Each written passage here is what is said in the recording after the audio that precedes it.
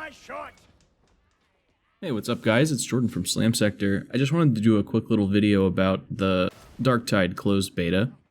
It ended up being a little bit more like an open beta, because you could really just request access and they would give it to you, which was really kind of cool to see, you know, all those people playing and having a bunch of people to play with. It was really awesome. Just as kind of a quick overview of what was actually available in the beta, we had, you know, character creation. There was a little tutorial. We could walk around in the hub world and explore a little bit there. And obviously, you know, playing missions and actually getting into the real meat of the game was really cool. So kind of starting from the top, the character creation was much more in-depth than I was expecting. I'm not totally sure if it's final, but there was already a lot of options in there. Being able to, you know, choose bits and pieces of your character's background and stuff like that was really cool. As far as I could tell, it doesn't actually affect anything in the gameplay, besides the fact that if you choose your home planet to be Cadia, it lets you pick Purple Eyes, that's a fun touch. But, you know, maybe in the actual, like, full release, there will be a little bit more to that. Maybe it'll add to the characters' back and forth banter, which is top-notch, by the way. But yeah, I don't know if it'll actually affect the narrative or anything like that. From a physical perspective, all of the options that you have look great. All of the scars and tattoos and everything, all the little details are so good. After you create your character and pick your class and all of that, you jump into a pretty quick tutorial. It gives you kind of the basics of the game, and then you have the option at the end of it to go into a little bit more of an advanced tutorial that gets into some advanced techniques and a little bit more nuance about the flow of the game and stuff like that.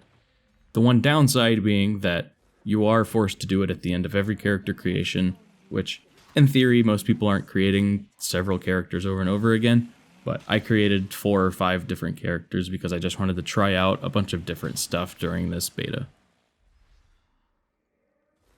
So yeah, that got a little bit annoying, but it is what it is. It's fine. That's a very minor quibble.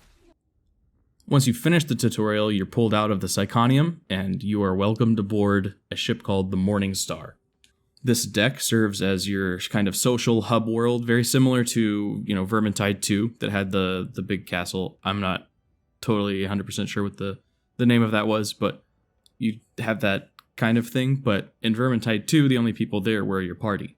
On the Morning Star, you are surrounded by all sorts of players, even those that aren't in your party. Weirdly enough, anytime I was in a party, I couldn't actually see them in the Morning Star hub. I'm not totally sure if that's intentional or if that's something that's going to be changed going into the full release, but it was just a weird little thing that I noticed.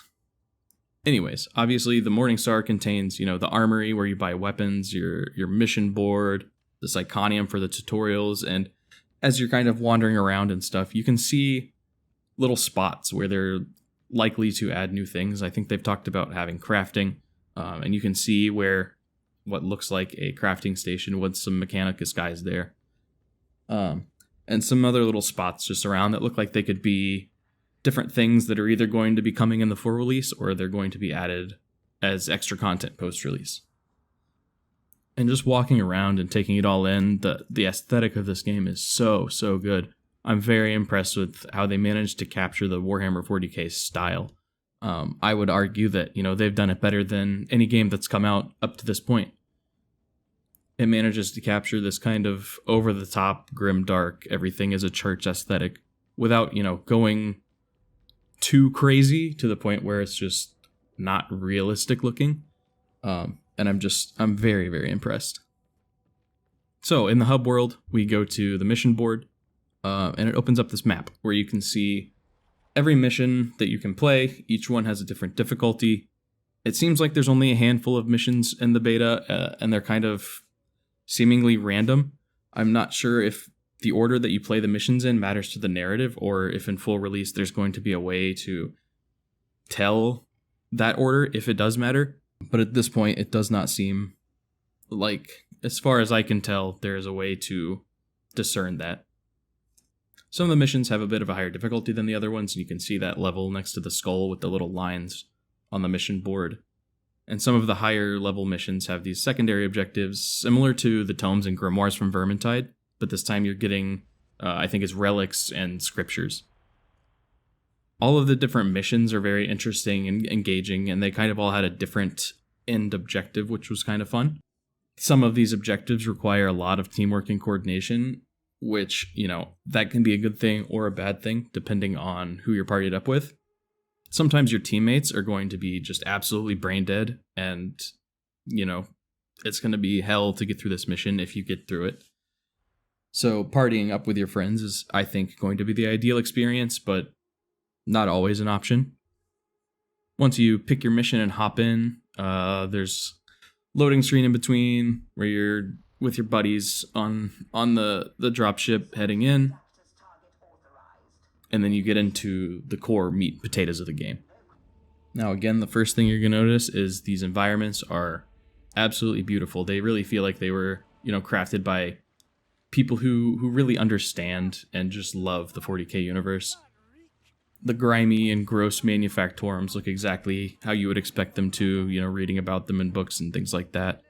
There's so many little details all over the place. If you're just looking around, there's so many cool little touches here and there that show a lot of care was put into crafting this world.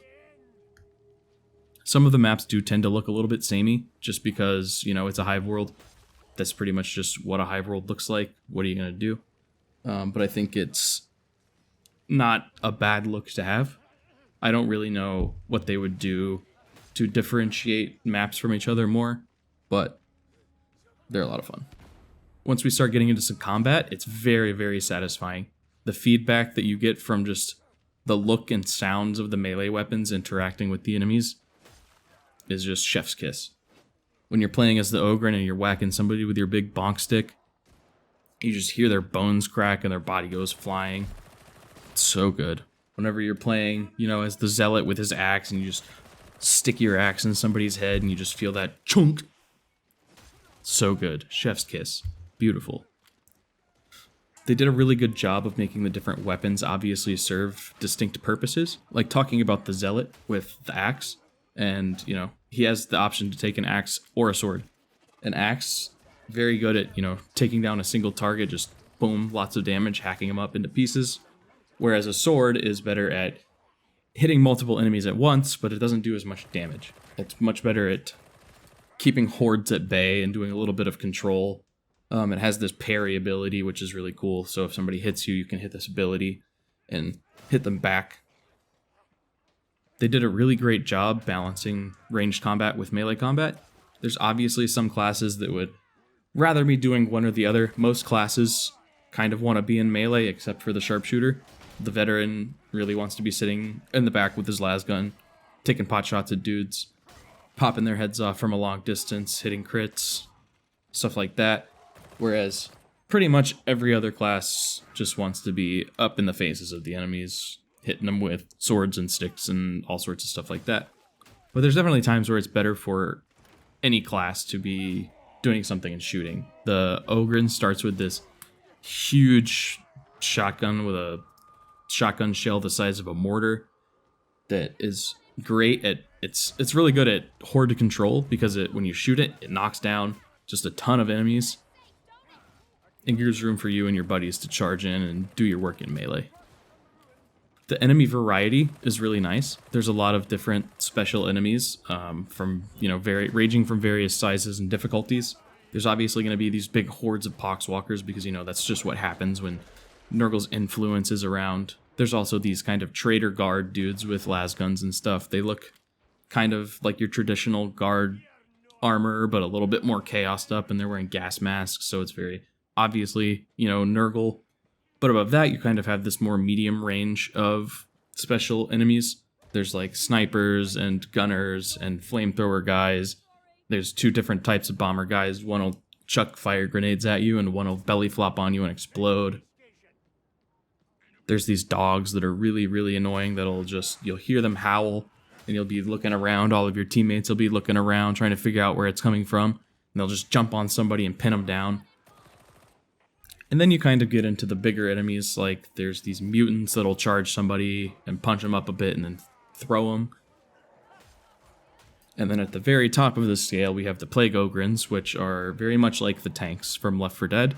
They're just big hunks of muscle and grossness, and they will destroy you and your team if you don't kill them fast enough.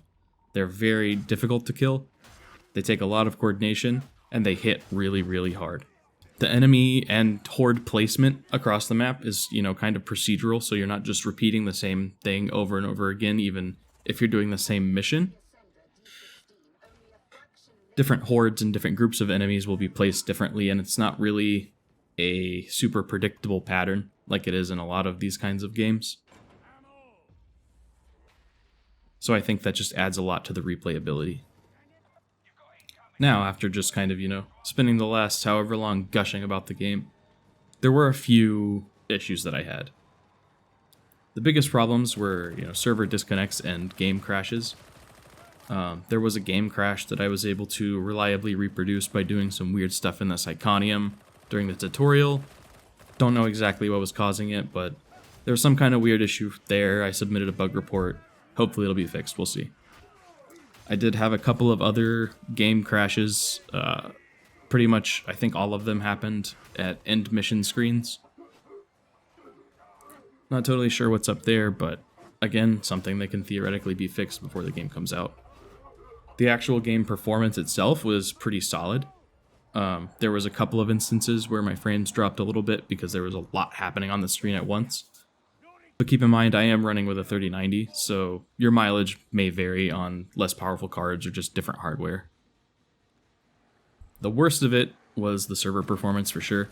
There was a lot of instances of just dropping out of the game completely or getting booted or not being able to join my teammates and stuff like that. Most of the time, the server disconnects were happening in things that were inconsequential, like most of the time when I was in the hub world, or a match had just ended is when it would kick me out.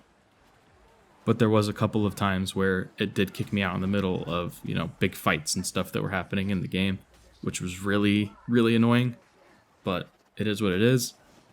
I'm kind of willing to chalk most of this up to just beta woes. In theory, they will be able to fix a lot of this stuff before the actual game comes out. So, we'll see. Fingers crossed. But overall, I have to say my first impressions of this game were overwhelmingly positive, and I cannot wait for this game to come out. Obviously, over here at Slam Sector, we're going to be doing a lot of content around this game, so hit us with a like and a subscribe, all the usual YouTube stuff, and we'll be going live with some streams and, some other videos and other content and stuff like that when the full game comes out on November 30th.